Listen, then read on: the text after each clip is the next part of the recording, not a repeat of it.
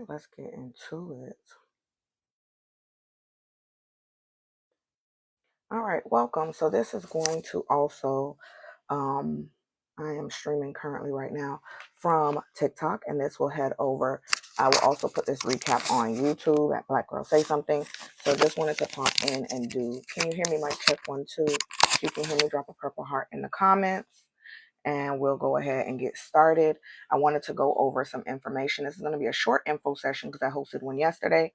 Wanted to get into a few details, and if you are here, you'll have access to the sale that is taking place today, August 5th through August 31st, and that is when you use code fall semester, you get 50% off. Healthcare is politics. So just to hop in, professional development with Dr. Appleton is created by me. I have a master's in health science that concentrates in higher education and a doctorate in health science that concentrates in global health. Both of those allow me the opportunity and have afforded me the opportunity to do some great things as it relates to both racial disparities and in healthcare when it comes to collaborating, teaching healthcare professionals how to communicate. I've spoken at the public health conference where I did breastfeeding communication amongst healthcare professionals, which also back in 2020 I published this book. Nevertheless, She Breastfed Despite Racial and Cultural Disparities. It is a book where I talk about the racial and cultural disparities that new mothers face, Black mothers face, and how that affects the maternal mortality rate. I detail my experience as well as I give some key points of things to think about when you are a new mother, and that every experience where you have a child creates you to be a new mother. I don't care if you have 6 kids, which I actually helped a mom for her last 3 kids with breastfeeding. That was one of my life's works and passions that I used to do because I am also a WIC certified breastfeeding peer counselor. So, with all of that being said, if you have any other questions about my background, you could always click the link in the bio. It will take you to a landing page. Top Notch Eyewear is also my business. I'm a multi healthcare professional. So, not only am I an optician, I'm also a phlebotomist. And so, I do a number of things within healthcare, but expanding my education always afforded me the opportunity to see how can I get the information that I learned out there. I was also a professor for a period of time and a program coordinator for a bachelor's of healthcare administration, where I created their curriculum. Medical terminology, minority health was one of the classes that I created, healthcare, legal aspects of healthcare, and healthcare systems. And so what I decided to do was create my own course called called Racial Disparities in Healthcare, and it is a combination of minority health and healthcare systems, where I teach you about the healthcare systems. It's a 12-module course. All of the content is pre-recorded, but you do have the opportunity to interact with the content. When you purchase the course, you get a code. That code is what you will use to get into the Google Classroom. Once in the Google Classroom, it is full of all of the information and syllabus that you need to be successful in the course. You can work at your own pace. And also, because there's a lot of discussions, there's no right or wrong answer, but along the way, you will learn new information for you to be effective. If you're a healthcare consumer, for you to be effective in how to advocate for yourself. And if you're a healthcare provider, to kind of reflect on where you are as a healthcare provider. Are you also introducing your book in Black book clubs and other apps like Spill app? I don't know about the Spill app, so I will be screenshotting that message so that this way I can look into it. And yes, locally here, not necessarily anything more abroad.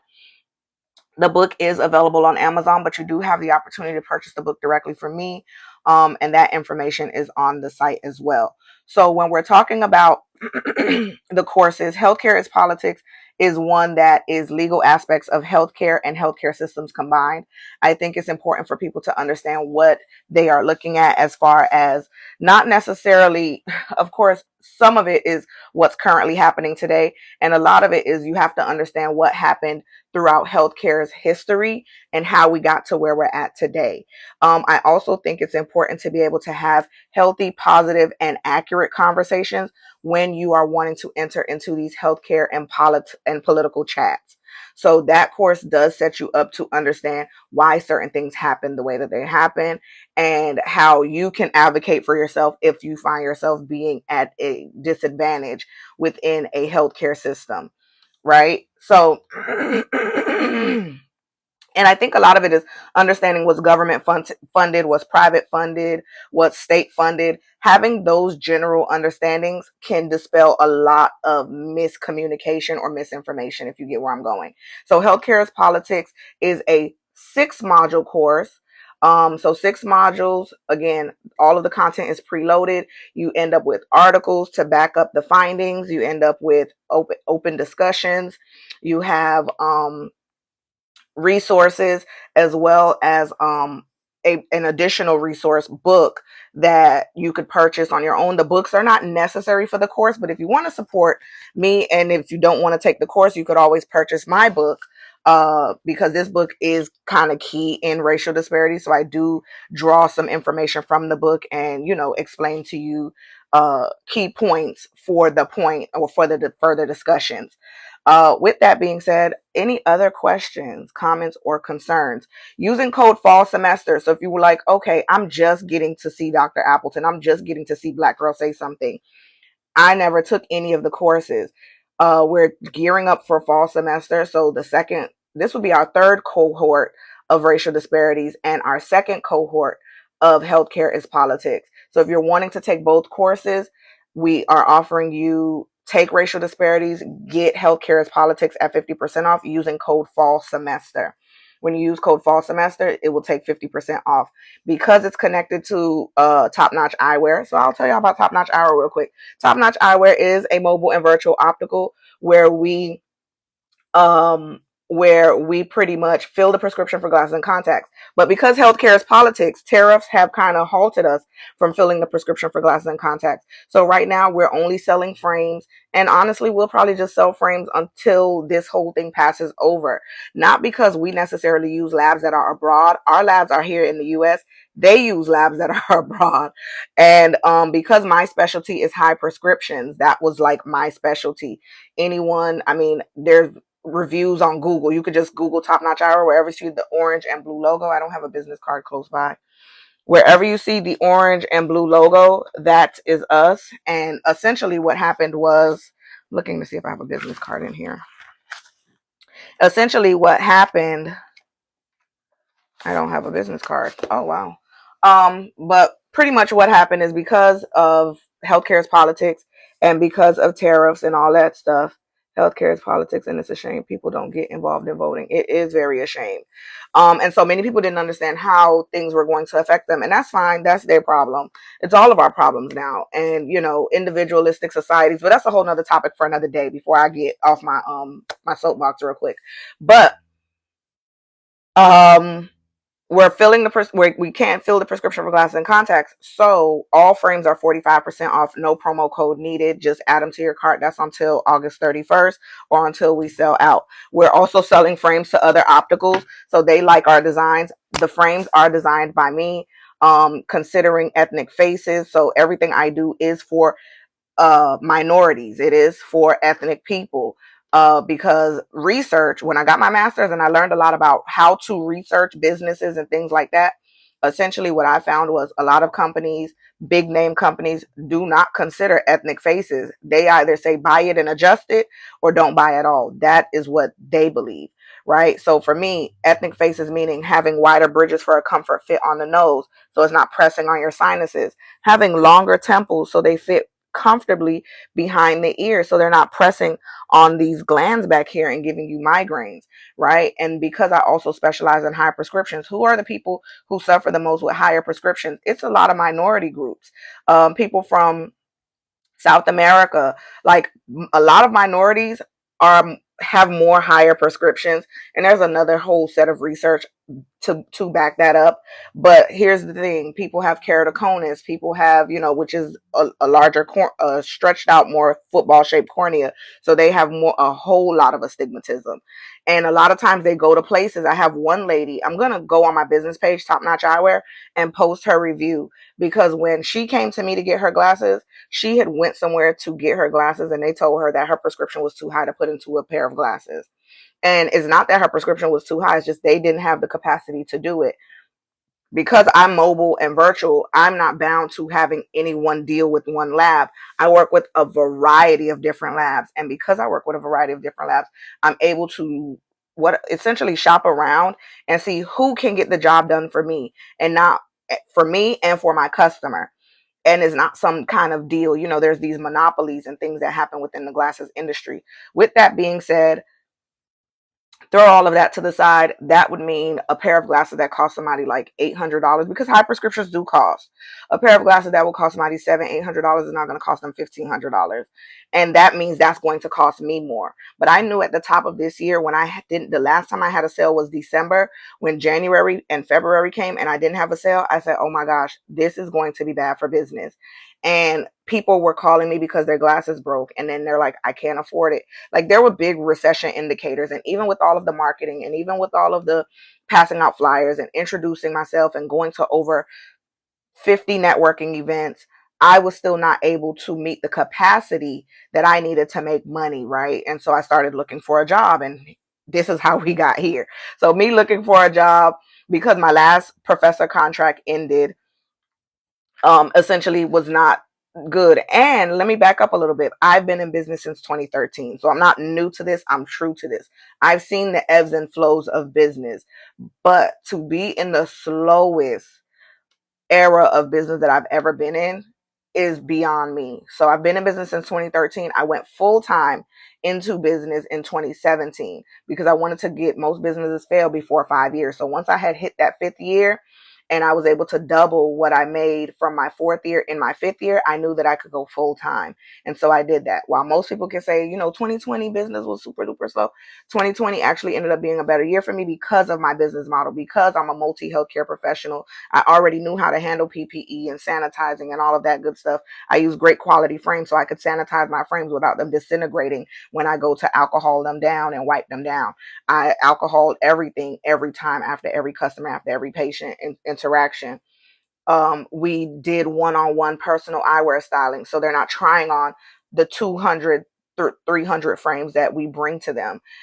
There's a curation of frames, what we call an eyewear styling. So there's a lot of things that go into play with my particular business model. But with that being said, all in all, you are here to get information about healthcare's politics and racial disparities in healthcare. Again, they are both some amazing courses. I'm not just saying that because I put them together.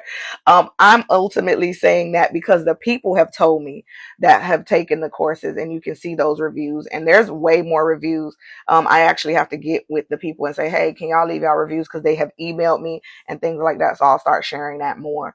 But they definitely did enjoy the content, the courses, and learned quite a bit. In racial disparities in healthcare, there's 2 playlists on my page that you can check out. 2 playlists over here on TikTok that you can check out. RD in healthcare is information about racial disparities in healthcare. Healthcare is politics is just what it is.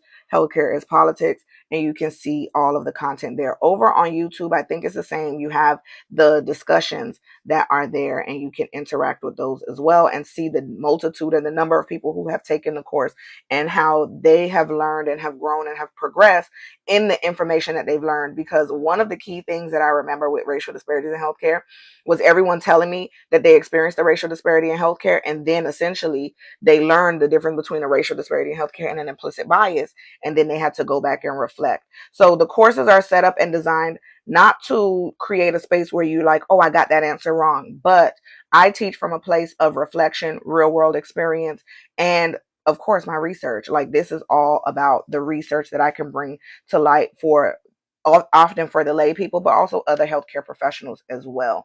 I think a lot of, and I've spoken to Black Nurses Week about racial disparities in healthcare, because even if you're a nurse, these are not key things that they teach you. And this is why I say healthcare is collaborative, because without researchers, we won't have medical doctors. Without medical doctors, we won't have,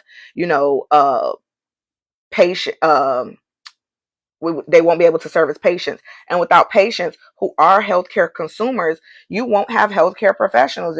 But every healthcare professional, not every healthcare consumer is a healthcare professional. But here's the catch. Every healthcare professional is a healthcare consumer. So there's a bigger majority of people who can benefit from the information as healthcare consumers than there are people who can benefit from the information as healthcare professionals. But again, healthcare professionals don't get, this type of sensitivity training. And I always tell people, I see MDs whatever doctor, whatever specialty of doctor that I see, I always like to know how they're involved in research. Go to teaching institutions and see doctors there. They have to provide so much statistical analysis and research in order to work at these teaching facilities. Um, just because they have an MD, they can still go back to school and get their master's. So the doctorate that they have is a professional doctorate, right? They're an MD, and then they went into some sort of specialty, but then they go back and they get their master's in public health. And then that's where they learn about disparities and healthcare disparities and public health and things like that. And then they can go back and get their doctorate and have a doctorate in public health or have a doctorate in health science where they learn about disparities and healthcare, inequities and equities and all those different types of things. Because essentially, if you and they learn about implicit bias and racial bias and all of those things, because healthcare is designed, the design of healthcare is not, is not without bias. It's not without racial bias. I always like to share my own little story about my issues with a blood condition called neutropenia, which is just abnormally low white blood count, often found in people who either have sickle cell trait or who are African American. The harsh reality of that is when I started going to a teaching facility, I went to a research hospital, and that research, that hematologist let me know that is common for people of your descent. He was like, the reality is most people don't know this because they're not in research. And he said, consider the fact that if you have low iron, and you're not having any other symptoms, you're not having any other signs after they've ran every test that they could run, that's just your normal, because a lot of those markers are not designed with black women in mind. Remember, their history has a medicine has a long history of exclusion. So when we're talking about DEI, when we're talking about diversity, equity, and inclusion, those are new concepts. There's a long history of medicine being exclusive to only the rich and the white, and or just white and rich, or just white. So, this is the reason for racial disparities in healthcare, understanding where you are in the healthcare model, understanding how to advocate for yourself in healthcare spaces, being your number one advocate, being that advocate for your family member, being that advocate for your children. I remember having to go so hard for my daughter at one point in time, and when she was having some healthcare issues. And once they found out I had a doctorate, my daughter will tell you, she loves when I tell the story, because she said, you presented to them people like you just was listening, you was just listening. And it was one day they saw me. I actually was on a meeting, because at the time I was working as a professor. I was actually on a meeting with a student, and then the nurse was like, what do you do? And I don't know if when the nurse left out of that room, she told them what I did for a living. But now everybody was on top of it. And before you knew it, my daughter got all of the resources and the help that she needed. Because again, I had to let them know. They was like, oh, well, what do you do? And I'm like, oh, I'm a professor. And then, and I was like, yeah, I have a doctorate in health science. And she's like, oh, I didn't know that. Well, why did you didn't need to know that to give me the care that, that you were going to give me anyways. Right. And then it was like, conversationally, well, what classes do you teach? Minority health, healthcare systems, legal aspects of healthcare. Oh, now it's a different conversation. Now the tone of the room has changed, right? Anywho, with that being said, you can click the link in the bio to register for the courses. Right now, all courses, when you take racial disparities in healthcare, you get healthcare is politics at 50% off using promo code fall semester, FALL space semester. Okay. SEMESTER. Okay, so using promo code fall semester, you get a discount on one of the courses if you want to take both. You also can use Shop Pay to register for the courses. That's available. We've made that available on the site. Plenty of people have asked, and so when y'all ask, I deliver. So that's why I say just ask the question. We can make things happen for you. I like to make things happen for people because I want things to happen for me. So if there are no more questions, comments, or concerns, and I will be posting this recap, if you're seeing this on YouTube, interact with the links in the description of this video. And don't forget to like, share, and subscribe over on YouTube, over on Patreon. Follow us on TikTok. And when you interact with the links, drop a comment, drop a purple heart, and let us know you've made it this far in the video. Comment healthcare. or comment which class you are more interested in taking than the other and let me know. But racial disparities in healthcare, healthcare is politics, both are available. And when you take both, you can get them at a discount. So using code fall semester. Until next time, y'all. Later.